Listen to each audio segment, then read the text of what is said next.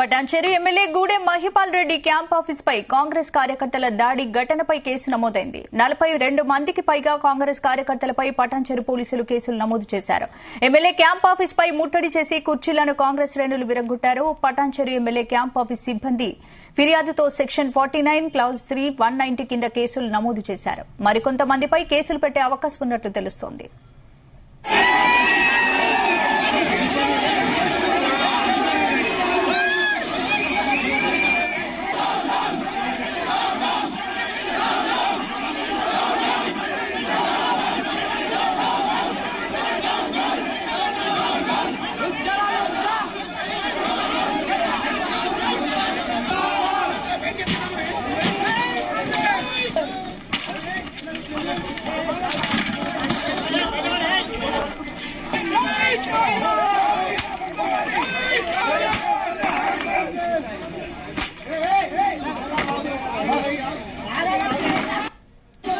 Patancheru MLA Gudem Mahipal Reddy camp office పై కాంగ్రెస్ కార్యకర్తల దాడి ఘటనపై కేసు నమోదైంది.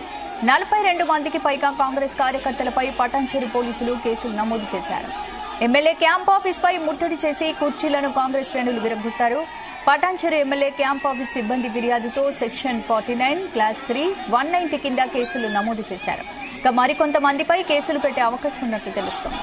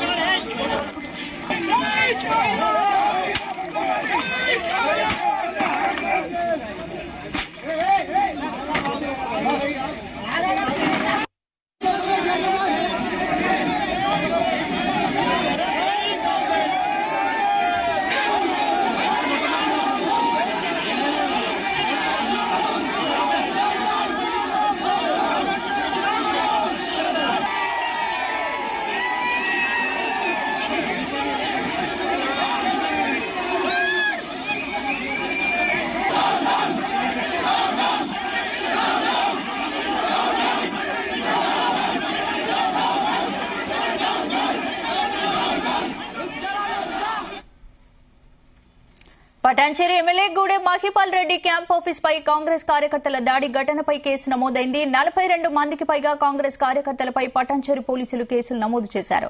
ఇందుకు సంబంధించిన పూర్తి అప్డేట్స్ మా ప్రతినిధి నగేష్ అందిస్తారు. నగేష్, సంగారెడ్డి జిల్లా పటాన్చెరు ఎమ్మెల్యే వ్యవహారం తెలిసే మహిపాల్ రెడ్డి క్యాంప్ ఆఫీస్ పైన నిన్న కాంగ్రెస్ కార్యకర్తలు దాడి చేయడము, కుర్చీలు విరగొట్టడం అనేది కొంత సీరియస్ ఇష్యూ గానీ అక్కడ మహిపాల్ రెడ్డి చేస్తున్నట్టుగా తెలిసింది. దీంతోనే పోలీసులు 42 మంది కాంగ్రెస్ కార్యకర్తలపై కేసులు నమోదు చేశారు. వివిధ సెక్షన్లపై కేసులు నమోదు చేసి బెదిరింపులు, తర్వాత దాడికి సంబంధించిన కేసులు అయితే నమోదు చేసినట్టుగా తెలిసింది. ఈ విషయంలో ఎమ్మెల్యే మహిపాల్ రెడ్డి సీరియస్ గా ఉన్నట్టుగా అక్కడ ప్రచారం అయితే జరుగుతుంది. కాటా శ్రీనివాస్ గౌడ్ వర్గీయులే ఈ దాడికి పాల్పడ్డారని ఆయన నిన్న ప్రెస్ మీట్ లో ఆరోపించారు. ఆ ఆరోపణల మేరకే కేసు ఫైల్ చేసినట్టుగా పోలీసులు అయితే చెప్తున్నారు. ఎవరైతే 42 మంది కాంగ్రెస్ కార్యకర్తలున్నారో వారు కాటా శ్రీనివాస్ గౌడ్ కు దగ్గరగా, అంటే సన్నిహితులుగా ఉండే క్యాడర్ గా వీళ్ళైతే చెప్పుకుంటూ వస్తున్నారు. మహిపాల్ రెడ్డి మాత్రం ఈ విషయంలో ఎక్కడా వెనక్కి తగ్గేది లే అన్నట్టుగా వ్యవహరించడం కొంత కాంగ్రెస్ లో చర్చనీయాంశంగా మారింది. అధిష్టానం ఇరు వర్గాల వారిని, ఎవరైతే కాటా శ్రీనివాస్ గౌడ్, మహిపాల్ రెడ్డి వర్గీయులను పిలిపించి మాట్లాడి ఈ గొడవను అక్కడితో సర్ది చెప్పే ప్రయత్నం చేస్తున్నప్పటికీ కేసుల దాకా వెళ్లడం అనేది చర్చనీయాంశమైంది. ఉమ్మడి మెదక్ జిల్లాలో బీఆర్ఎస్ కు కొంత గట్టిగా బలమే ఉండడం, ఈ విషయం అయితే వాళ్ళు కూడా దీన్ని క్యాష్ చేసుకునే ప్రయత్నం అయితే చేస్తున్నారని మనకు ప్రచారం అయితే జరుగుతుంది. గతంలో బీఆర్ఎస్ లో మహిపాల్ రెడ్డి ఉన్నప్పటికీ ఆయన హవా జిల్లా వ్యాప్తంగా కొనసాగింది.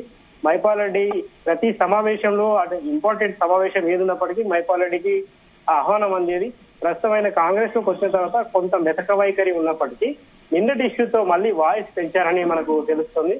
కాంగ్రెస్ వ్యవహారం పూర్తి స్థాయిలో అధిష్టానం చూసుకుంటున్నప్పటికీ ఈ క్షేత్రస్థాయిలో క్యాడర్ ఆందోళన అయితే మహిపాల్ రెడ్డి పట్టించుకుంటున్నారా, లేదంటే బీఆర్ఎస్ క్యాడర్ ను ప్రోత్సహిస్తున్నారా అనేది ఇంకా కొంత సస్పెన్స్ గానే ఉందని చెప్పుకోవచ్చు.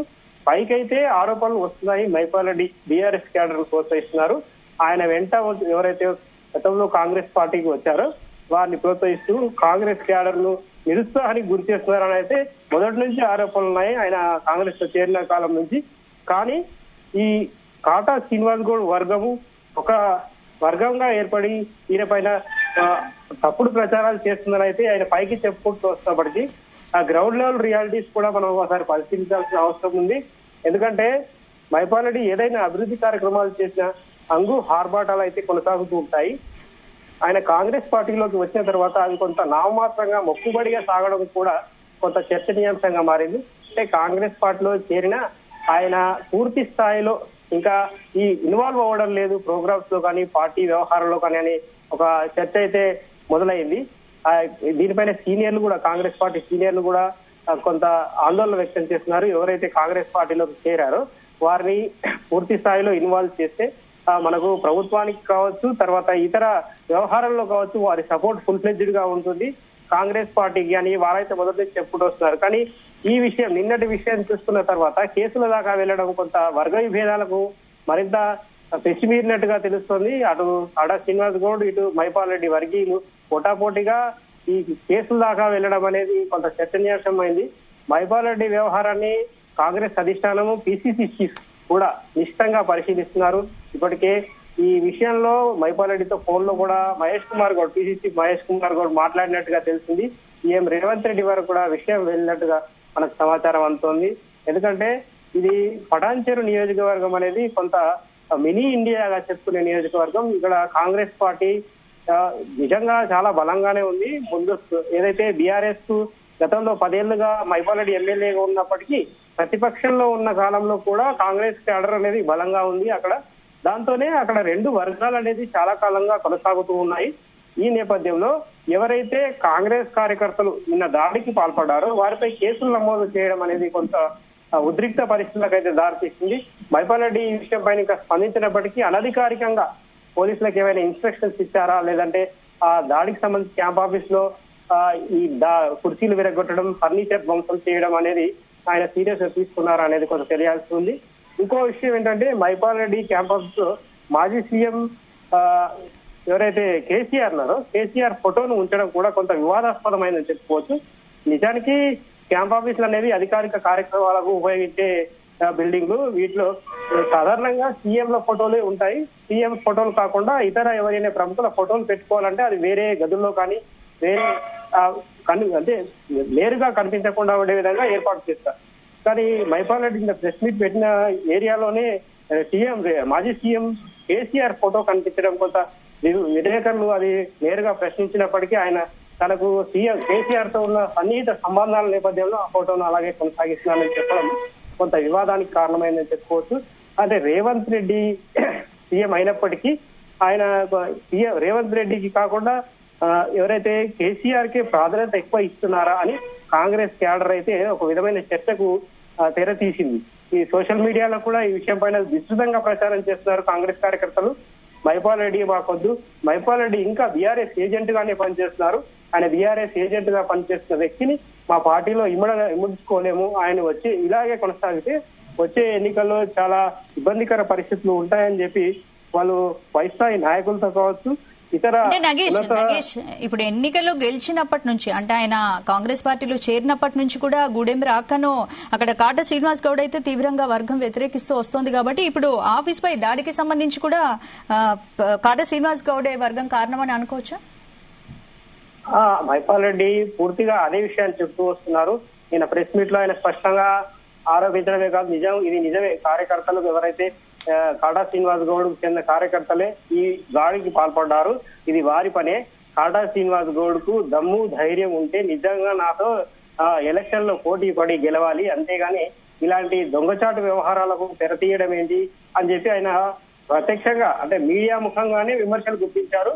మరోసారి ఇలాంటి కార్యకలాపాలకు పాల్పడితే కాటా శ్రీనివాస్ గౌడ్ తీవ్ర పరిణామాలు ఎదుర్కొంటూ వస్తాయని కూడా ఆయన హెచ్చరించడం జరిగింది. అంటే కాటా శ్రీనివాస్ గౌడ్ కు మైపాల్ రెడ్డి మధ్య ఉన్న విభేదాలు ఏ స్థాయిలో ఉన్నాయి అనేది ఆయన ప్రెస్ మీట్ లో మాట్లాడిన మాటలను బట్టి అర్థం చేసుకోవచ్చు. ఎవరైతే కాంగ్రెస్ కార్యకర్తలు దాడి చేసిన వారు కాటా వర్గీయులే అని మీడియా ముఖంగా మైపాల్ రెడ్డి పేర్కొనడం అంటే ఆయన పైన కాటా పైన ఎంత ఆగ్రహం ఉందనేది స్పష్టంగా అర్థమవుతుంది. అయినప్పటికీ కాటా వర్గం ఇంతవరకు స్పందించలేదు. కాటా శ్రీనివాస్ గౌడ్ కావచ్చు, ఇతర నాయకులు కావచ్చు, మీడియా ముఖంగా కాకపోయినా సోషల్ మీడియాలో కూడా వాళ్ళు ఏ విధంగా స్పందించలేదు. అంటే వారి ఉద్దేశం ఏంటంటే అధిష్టానం దృష్టికే తీసుకెళ్లాలి ఏ విషయాన్నైనా, ఈ దాడికి సంబంధించిన విషయమే కావచ్చు, ఇతర వ్యవహారాలకు సంబంధించి కావచ్చు. పటాన్చెరువు నియోజకవర్గ కాంగ్రెస్ వ్యవహారాలను అధిష్టానం నిష్టంగా పరిశీలిస్తుంది కాబట్టి ఈ విషయాన్నంతా నిన్నటి దాడి కావచ్చు, గతంలో బొల్లారంలో ప్రోటోకాల్ వివాదం కావచ్చు, క్యాడర్ కు మైపాల్ రెడ్డికి వ్యతిరేకంగా బొల్లారంలో నినాదాలు చేసిన విషయం నుంచి చూస్తే ఇప్పటి వరకు జరిగిన సీన్ అంతా ఒక అంటే ఏంటి నగేష్, ఈ గొడవలన్నిటికి కారణం గూడెం మహిపాల్ రెడ్డి తన క్యాంప్ ఆఫీస్ లో సీఎం రేవంత్ ఫోటో పెట్టలేదనే టాక్ కూడా వినిపిస్తోంది. ఏంటి ఆయన మళ్ళీ మనసు మార్చుకున్నారా, తిరిగి కారెక్కే ఆలోచన ఏమైనా చేస్తున్నారా? మరి నిజానికి అదొక చర్చ అయితే జరుగుతుంది. మైపాల్ రెడ్డి కాంగ్రెస్ పార్టీలో చేరినప్పటికీ ఆయన ఇంకా బీఆర్ఎస్ లోనే ఉన్నట్లుగా వ్యవహరిస్తున్నారు అనేది చర్చ అయితే మొదటి నుంచి ఉంది. ఎందుకంటే బీఆర్ఎస్ లో ఉన్నప్పుడు మైపాల్ రెడ్డి హంగు హార్పాటం, ఆయన నిర్వహించే కార్యక్రమాలకు పకడ్బందీగా ఏర్పాట్లు, భారీ స్థాయిలో ఏర్పాట్లు జరిగేవి. కానీ కాంగ్రెస్ పార్టీ ప్రతిష్టాత్మక కార్యక్రమాల్లో కూడా మైపాల్ రెడ్డి ఆ విధంగా వ్యవహరించకపోవడం ఒక విధంగా అనుమానాలకు తావిస్తుందని చెప్పుకోవచ్చు. కాంగ్రెస్ క్యాడర్ ఇదే విషయాన్ని బలంగా చెబుతూ వస్తుంది. మైపాల్ రెడ్డి గతంలో వ్యవహరించినట్లుగా లేదు, ఆయన మొక్కుబడిగా నామమాత్రానికే కాంగ్రెస్ పార్టీలో ఉన్నారు. కానీ ఆయన ఆత్మీయులు అందరూ బీఆర్ఎస్ లో ఉండడంతో ఆయన దాదాపుగా బీఆర్ఎస్ ఉన్నట్టుగానే వ్యవహరిస్తున్నారని చెప్పి ఆరోపణలు అయితే వస్తున్నాయి. అంటే ఆయన స్పష్టంగా ఆయన నోటితో చెప్పేంత వరకు ఆయన కాంగ్రెస్ పార్టీలో ఉన్నారని ఒప్పుకోవాలి. ఎందుకంటే సీఎం రేవంత్ రెడ్డి సమక్షంలోనే ఆయన కాంగ్రెస్ పార్టీలో చేరారు కాబట్టి ఆయన కాంగ్రెస్ పార్టీలోనే ఉన్నారు. కానీ బీఆర్ఎస్ కు పరోక్షంగా మద్దతు ఇస్తున్నారన్నది కొంత ఆరోపణలు అయితే బలంగా ఉన్నాయి. దీంతోనే మైపాల్ రెడ్డి పైన కాంగ్రెస్ తీవ్రంగా విమర్శలు అయితే గుర్తిస్తుంది. ఆ క్యాడర్ కావచ్చు, ఇతర నాయకులు కావచ్చు.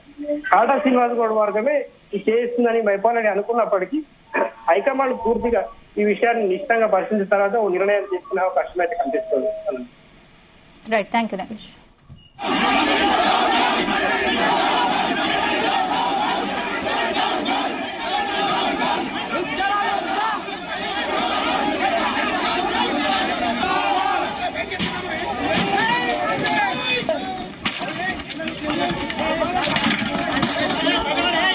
Patancheru MLA Gudem Mahipal Reddy camp office పై కాంగ్రెస్ కార్యకర్తల దాడి ఘటనపై కేసు నమోదైనట్టు తెలుస్తోంది. దాదాపు 42 మందికి పైగా కాంగ్రెస్ కార్యకర్తలపై పటాన్చెరు పోలీసులు కేసు నమోదు చేశారు.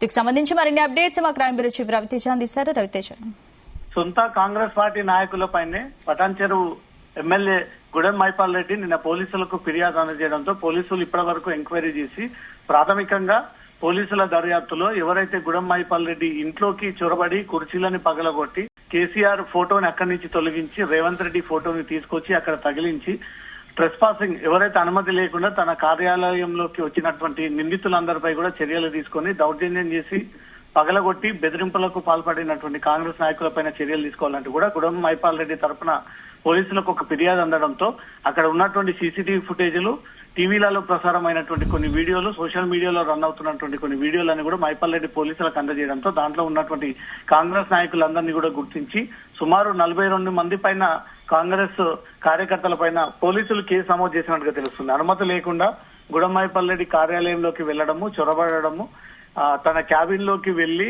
క్యాబిన్ లో ఉన్నటువంటి ఫోటోలని పగలగొట్టడము, కొంతమంది కుర్చీలు పగలగొట్టడము, గూడెం మహిపాల్ రెడ్డి కార్యాలయంలో ఉన్నటువంటి సిబ్బందిని బెదిరించడము, ఒకవేళ మహిపాల్ రెడ్డి అక్కడ ఉంటే అంతు చూసే విధంగా కాంగ్రెస్ కార్యకర్తలు వ్యవహరించారంటూ కూడా ఫిర్యాదు బేస్ చేసుకుని పోలీసులు అన్ని వైపుల నుంచి దీన్ని విచారణ జరుపుతా ఉన్నారు. 42 మంది పైన పోలీసులు కాంగ్రెస్ నాయకుల పైన కేసు నమోదు చేశారు. ఈ 42 మందిలో కూడా పోలీసులని నోటీసులు అందజేసి ఈ రోజు వీరందరినీ కూడా అదుపులోకి తీసుకునేటువంటి అవకాశం ఉంటుంది.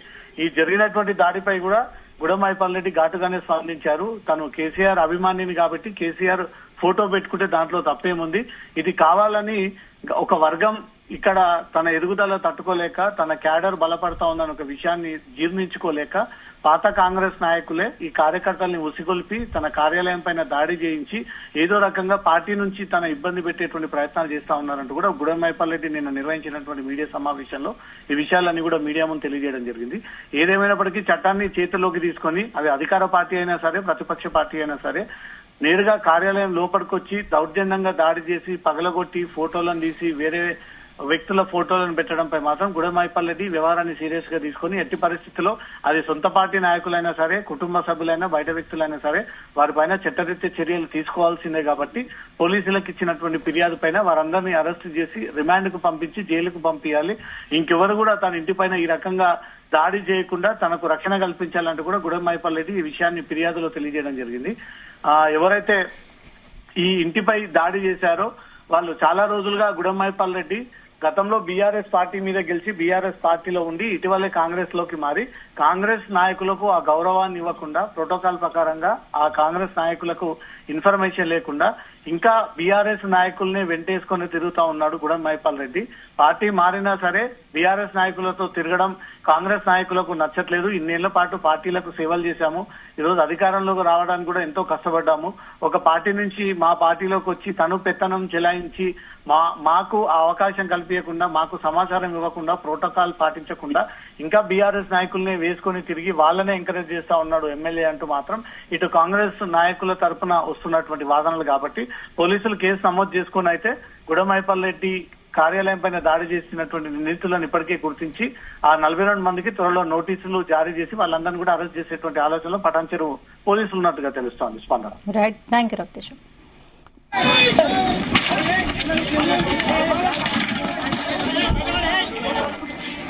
Hey!